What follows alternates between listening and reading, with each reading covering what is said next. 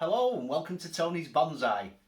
Today I'm doing a bit of a different video and it's going to be all about setting the structures in place for a pine bonsai in the future. So what we do with seedlings, young material to develop a nice bonsai down the line. And we're going to start off with this tree, which is quite an interesting one that I started in spring of this year. At my bonsai extravaganza, I had someone come up to me and comment on this tree and said, "What are you doing?"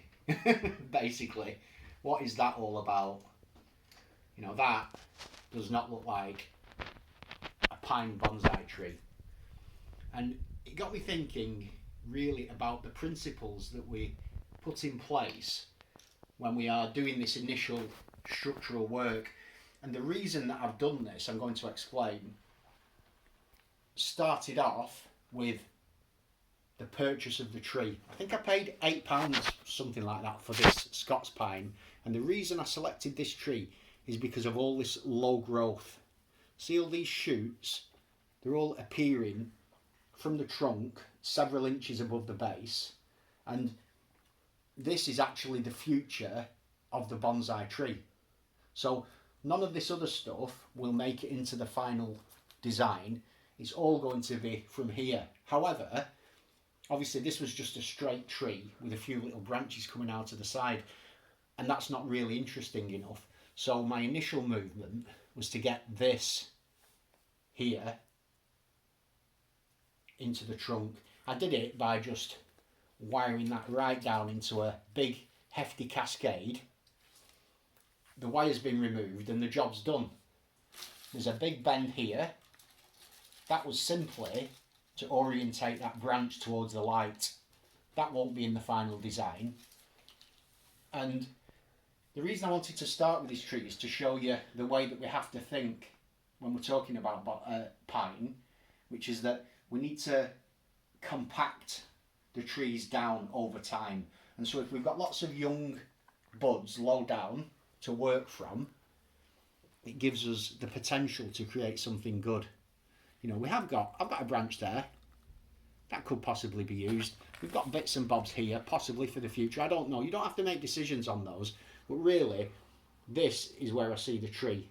So this is the kind of movement that I like to put into the pines early doors, because you're just giving yourself opportunities for the future to make decisions. And that's what it's about at this stage. So I'm going to quickly move on now and show you a couple of young seedlings.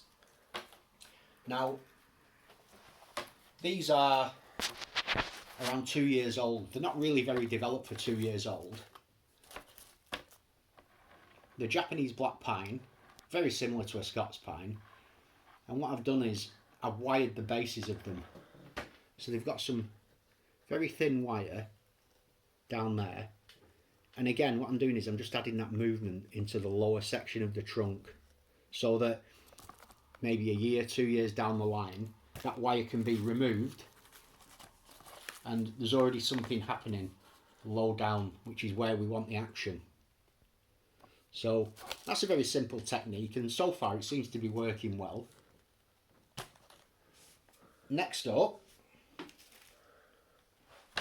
we've got a tree here. Now, I bought this from eBay. I think it cost me £5 last spring. And I wired it up, added some movement, and again you can see I left this lower branch here. This is the future of the tree. So that there is probably going to be the eventual apex of this pine tree. There, that little skinny thing. There are options here with this little thin one. It could well be that instead. So you do want to leave yourself options if possible. And I've got two options here. But the main trunk here has just been left to grow purely to help thicken the main structure. And there's no point cutting that off, because this is generating all the energy that's going back in, that's thickening this trunk. And at some point we do need to thicken this up. So it's done a good job. It's nice and healthy, which is what we want. And this is now ready to take on and start being developed over the next couple of years. and eventually chop back down.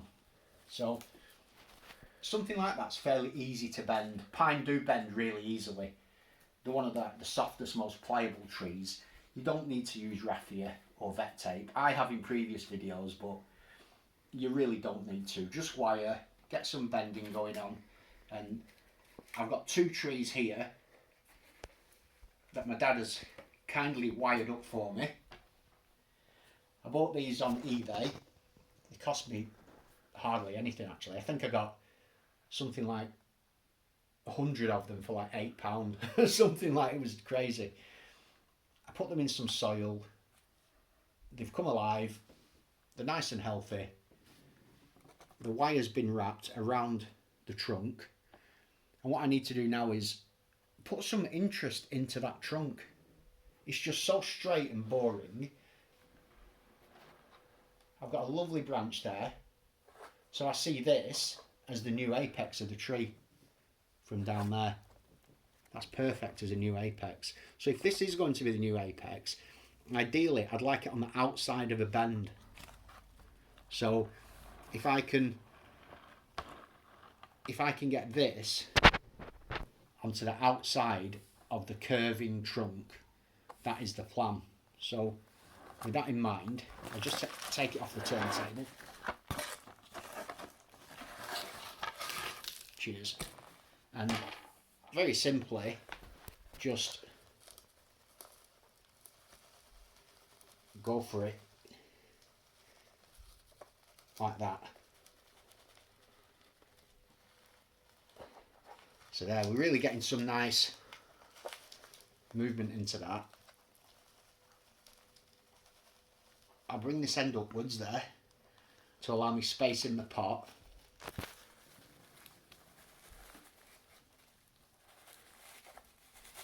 To go down. And if you zoom in on this now, you can see not only have we got this branch here, we've got a lovely little shoot on the inside there that's healthy. They're coming from the outside of this curve. The tree then goes across.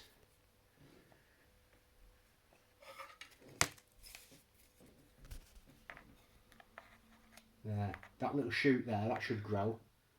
We've got a lovely shoot here. There's potential with that, that'll grow into a branch. We've got this branch here. So we're just giving ourselves options for the future. This will be so easy to wire in 12 months' time to add movement to. We don't need to even worry about it. It's just a question of bending that main structure to get me the bend and then turning it back upwards towards the light. That's the key. This candle here now is going to have all the rest of the year absorbing light, and that trunk will thicken and set in place. And that's all I'll do at that stage with that tree. That is now there. The work's done. That just goes to one side, and you come back to that in 12 months. I've got a second tree to have a go at.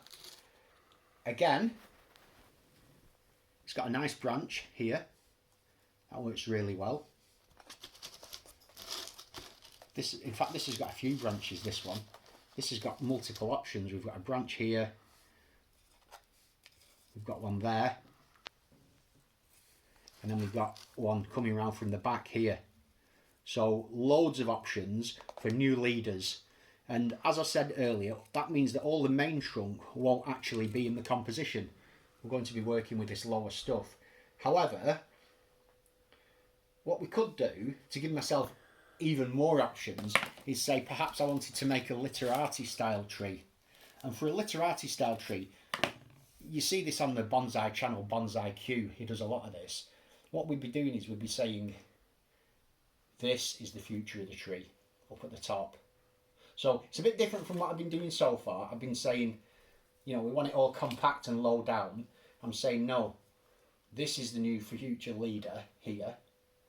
And we don't need to do anything with that. It's nice and soft and flexible. That can be wired in a year, 2 years time, no problem.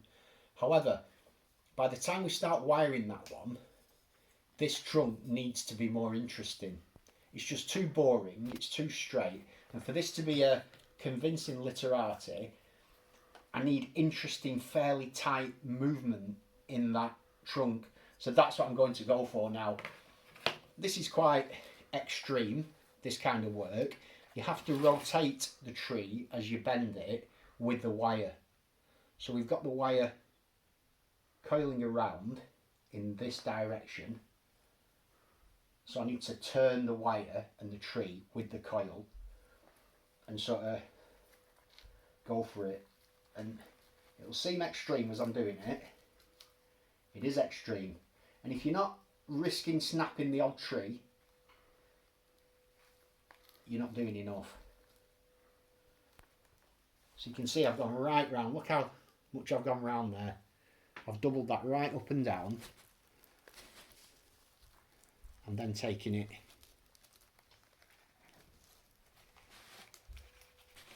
in and down. But I don't want it to be a corkscrew coil. So I'm now going to come back in like the opposite direction, up, like that. Let's see where we're getting with that now. So we've got some movement down there. It's coming back up.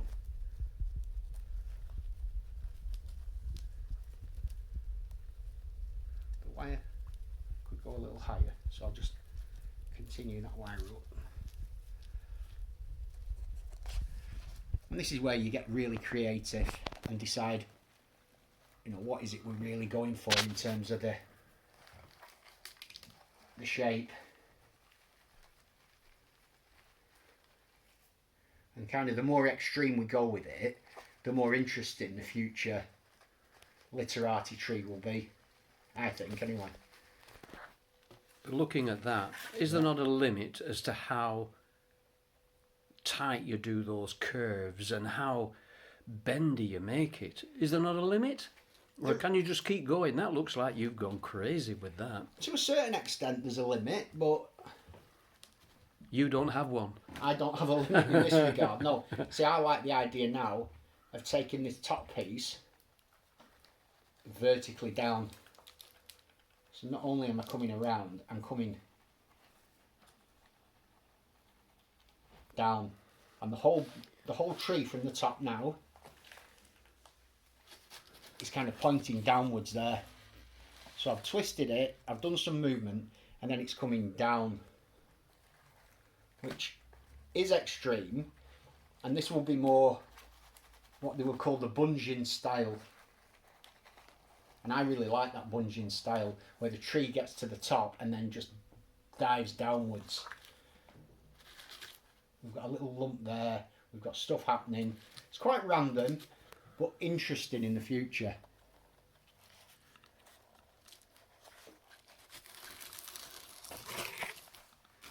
Do you want me to just turn it for you now? You see those, they are very severe, those bends. They're very severe. You can really... I'm not even going to ask the question, which is the front of the tree? No comment. No. There's no comment. At this stage, I'm just adding interest to the trunk. We're getting stuff happening. That now just gets watered and fed. Remove the wire in probably 12 months' time. With a pine tree, you can really afford to leave the wire to bite in. It doesn't do any harm. If anything, it does good, because it adds texture and cragginess to the bark. So no problem letting the wire bite in. Just come back to that in 12 months' time, take the wire off and go, right, now what can we do with it? And there'll be some material there to work with for something really interesting in the future. That's the plan. So that went really well. They've gone nicely, those. And we can move on from there to this one. This is where my dad gets to take over and show you some of his skills. This is an Austrian pine. What did we do with the turntable there? Do you know? So I've worked on this tree in a couple of future videos, and the reason I wanted to show you this tree is because I bought this from a nursery around a year ago, and I picked it. It had some nice lower branching, but it was quite thick and it had good taper. What I've discovered, obviously it sounds easy now, but this was incredibly difficult to bend and get movement into because it's so thick. So it's possible, as you can see, I have got that nice movement in, but it was very difficult to do because it's a thick trunk. So I was using 2 coils of like 6.5mm aluminium wire, and then I was cranking it down with guy wires and everything just to get that movement in. And even though I put extreme movement in, now it's settled down a bit, the movement is quite subtle. However, I think it was worth doing. I think you did a video of that, did you? I did do a video. There's been 2 videos on this tree, at least 2, and it's now at a stage where me and my dad have been discussing what the future of the tree is, and we came up with 2 options basically. From round here, we've got a nice branch that offers a potential really good taper from the main trunk into a new leader. That would work really well taper wise, and it flows upwards in a good direction, and it'd be a question of just removing the main trunk. The main trunk's done its job now, it's thickened up down here, it's set the bend in place, so that can be just cut there, and this can be allowed to grow into the new tree. That's a definite option. However, through all the work that I've done on this tree so far, my plan was always to turn this branch here into the new future leader of the tree. So I have wired this to put some nice movement into it. It comes from the inside of a curve, which may not technically be perfect, but with an old Scots pine like this, I don't mind. I think that's okay. And I like the way that the trunk kind of flows and comes up and then will go back against itself with that kind of alternating movement, which I like. So we made a decision, and the decision is to keep this as the new leader, to remove the top of the tree, but instead of just removing the tree here, we're going to cut it and rip it down the trunk to create some shari and some natural deadwood features. Well, I say natural deadwood features, they're not really natural, we made them, but to create the deadwood features down this trunk, which will hopefully flow down here and just add some really nice visual interest. Because from where you're looking there, I see that as the front, so I see the shari coming down here. So it'd be really nice if from where you're looking you see the trunk come up, nice deadwood shari leading into the new apex, and that apex doesn't need anything doing with it. That can be left to grow for at least a couple of years just to thicken up, add health to the tree. This branch here can stay just for the health of the tree, no problem. And what we're going to do now is we're going to switch over, so I'm going to take the camera and my dad is going to have a go at cutting this and creating shari down this front, which I think should be fun to watch. So let's go for it. Right, let's see what you got. I can work on it here, Tony. Yeah, it's as good as anything. Wherever works for you. It's probably better off the turntable.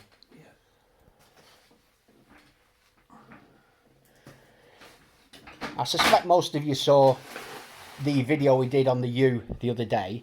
So my dad did pretty much all of that carving on that yew tree, and I think he's going to really enjoy working on this pine instead of the yew. The yew was incredibly hard, difficult, stiff, brittle wood. Compared to that, pine is very soft and flexible. Do you think we should cut it here and then start, or we were talking about cutting No, don't cut under it. That's the new. Where's the new leader? The new leader is round here. Oh yes. So we cut it here, don't we, and then peel down there. Yes, we do. Yeah. Yeah. No, you're right. I panicked then. I thought he's cutting below the leader.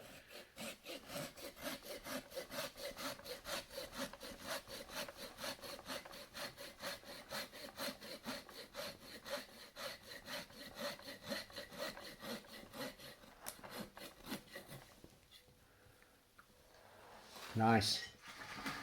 So that's the trunk gone.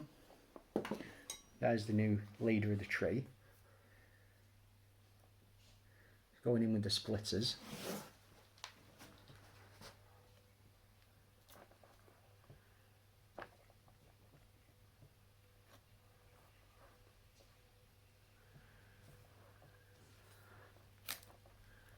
Nice.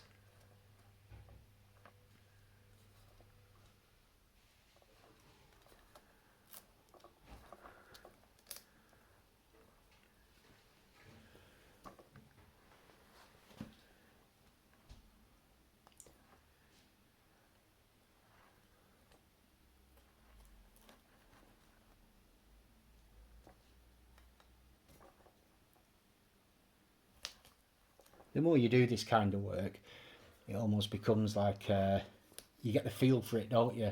You do, I think, yeah. But I'm used to pulling nails out, so I'm quite comfortable with these pincers, or whatever they're called.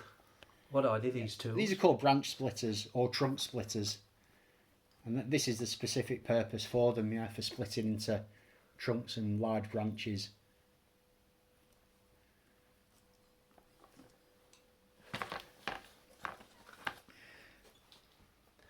This is always the big moment of truth. I love this bit. That's a good split you've got in there. And we're going in with the pliers. Grabbing it with the gin pliers. I'll just turn it round a bit and then I can use my right hand. Yeah. Oh, there we go. Yeah, that's a better view there. And then we're peeling back. You might want to take the end off the wood, Dad, so it's not as long. You know, so it's not biting against itself. I know what you mean, yeah. My silver cutters are good for that.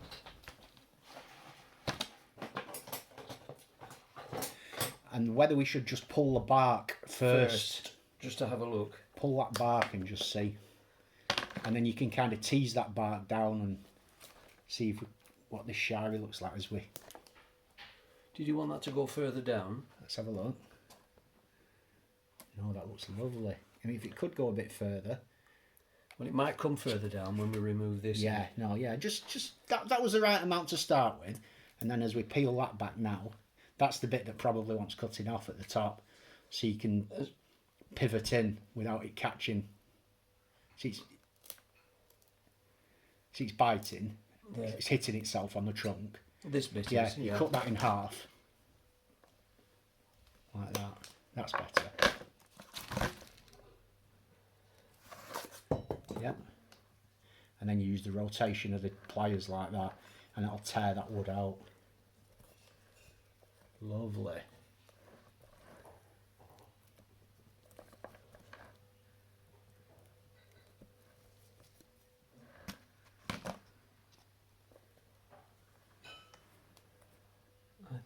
I'm worried about the cambium layer and the bark. Don't worry about that. That'll be fine. What we'll do is after we finish this, we'll put some cut paste on that edge. Yes. And then we'll apply some vet tape to hold that in position. Right. That'll hold that all back in and it'll be fine. Now, we could leave it like that, or do you think we should try and take some more off down here? I think we should try and take some more off. Yeah. Use a knife. And just kind of cut vertically down to remove another strip of bark. Let me get these branch splitters. What for? To try and get a bit more here to peel off. Oh, I don't think you need it. I only think we need the shari to come out of the bark. The bark now. Or do we need any more of that wood to be removed, do you think? A little. Yeah, go for it. Go for it with the wood. Yeah. Get the branch splitters and go for it with the wood. What the hell?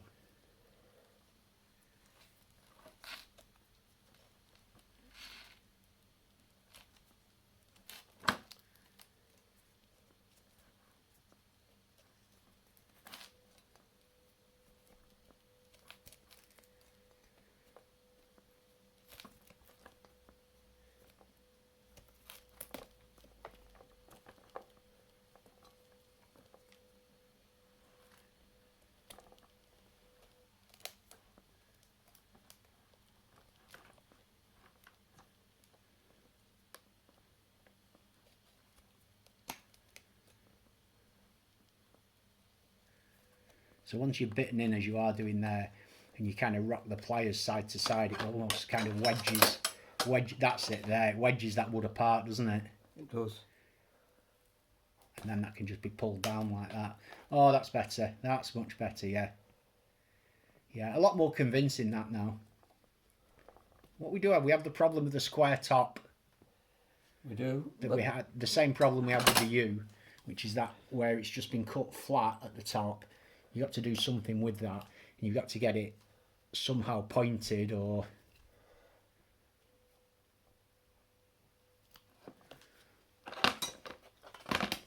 This is where I like the hybrid cutters myself. I think they like lever in better, but... I'm a splitter. You're a splitter. You're old school, what can I say? You're Preston's answer to Kimura. I'm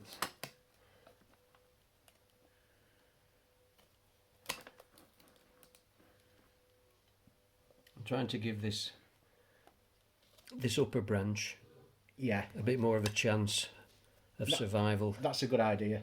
Good idea. As long as there's good bark going up to it and from the base, that gives it its best chance.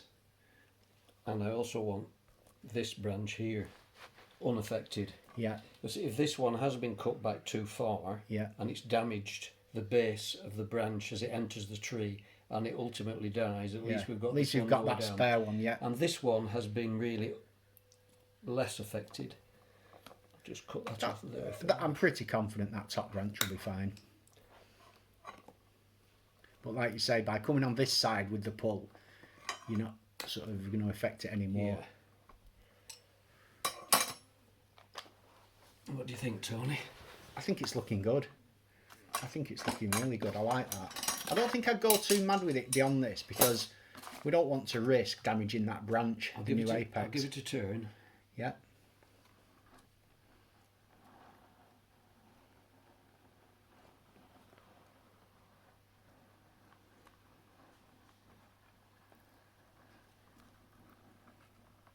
It's nice from this, really nice actually. The way it comes up and kind of it's got the peaks and the spikes on the top. It's exactly the look we want with that nice shirey coming down. Really happy with that. That's perfect.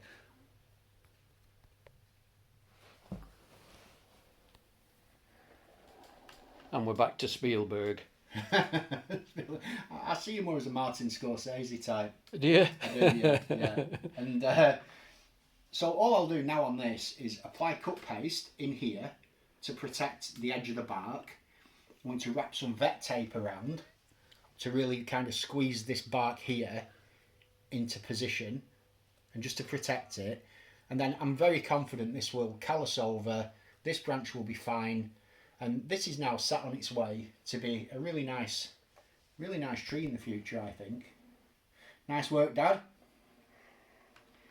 So, I hope, well, my idea for this video was that it helps people who are interested in developing pines for bonsai, because they're very, very different from working on deciduous trees, maples, anything like that. We have to think in a different way.